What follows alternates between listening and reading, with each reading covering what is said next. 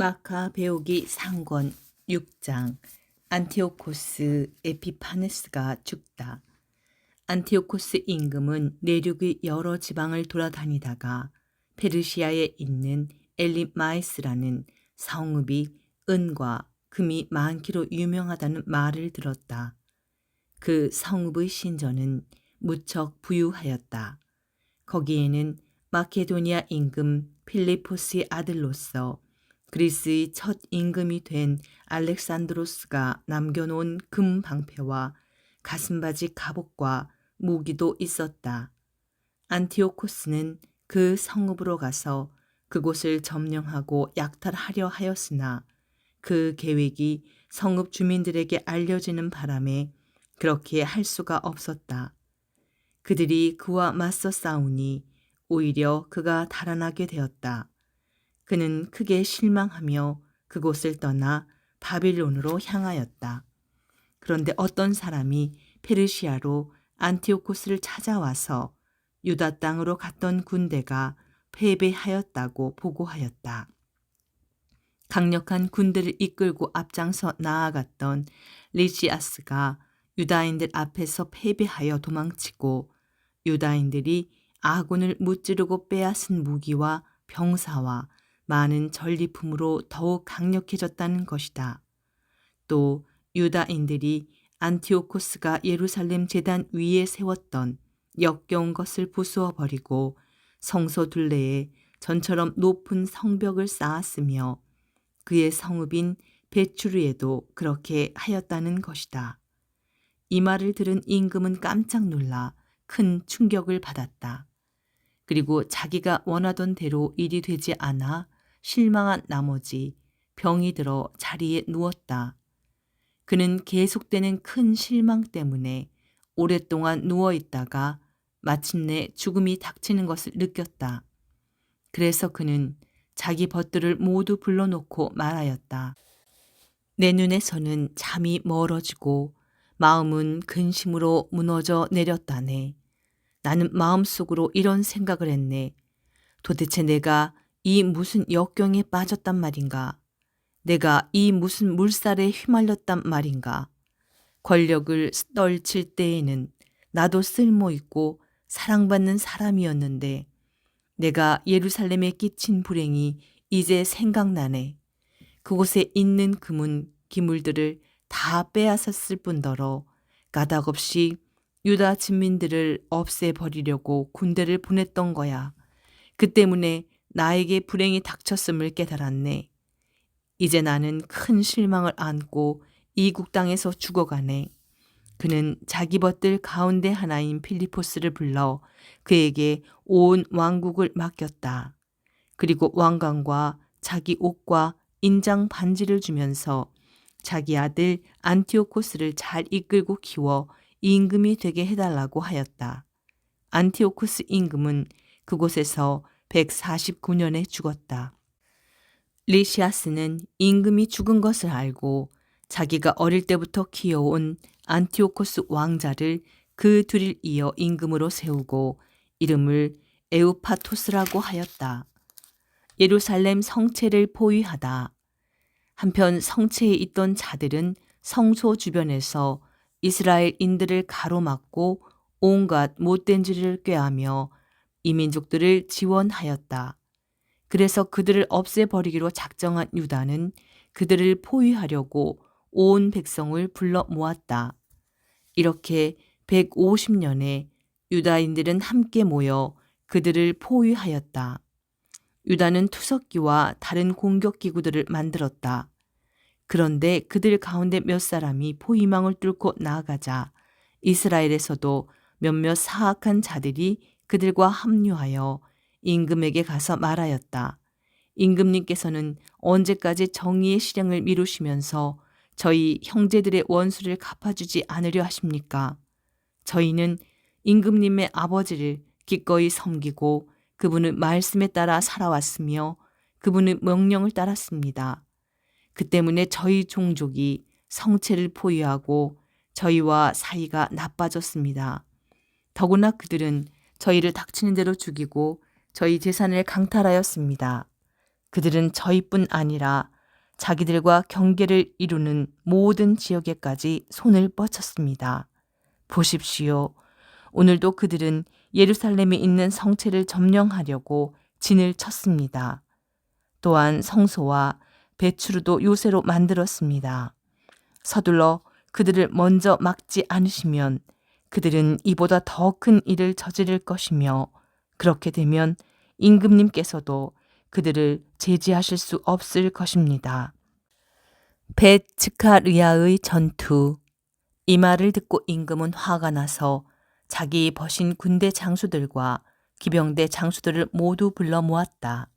다른 여러 나라와 바다의 여러 섬에서도 용병들이 그에게 왔다. 그의 군대 수는 보병 10만, 기병 2만, 그리고 전투에 익숙한 코끼리가 32마리였다. 이들은 이두메아를 지나 베추르를 향하여 진을 치고 여러 날 동안 싸우며 공격 기구들을 만들었다. 그러나 유다인들도 나아가서 그 기구들을 불태우며 용감하게 싸웠다. 유다는 성체를 떠나 임금이 진영 맞은쪽 벳즈카리아에 진을 쳤다. 그러자 임금은 아침 일찍 일어나 급히 군대를 이끌고 벳즈카리아로 가는 길을 따라 진군하였다. 그의 군대는 전투 대열을 갖추고 나팔을 불었다. 또 코끼리들을 잘 싸우게 하려고 포도즙과 오디즙을 보여 자극시키고 나서 그 짐승들을 전열에 나누어 배치하였다. 그들은 코끼리마다 쇠사슬 갑옷으로 무장하고 머리에는 청동 투구를 쓴 보병 1000명을 배열시켰으며, 또 코끼리마다 정예 기병 500명도 배치하였다. 코끼리가 있는 곳에는 어디나 기병들이 먼저 가 있었고, 코끼리가 이동하면 함께 이동하여 코끼리를 떠나는 일이 없었다. 코끼리 등에는 단단한 나무 탑을 얹어 덮고 그것들을 특별한 기구로 고정시켰다. 나무 탑에는 전투를 벌이는 군대의 병사 4명과 인도 사람 하나가 타고 있었다.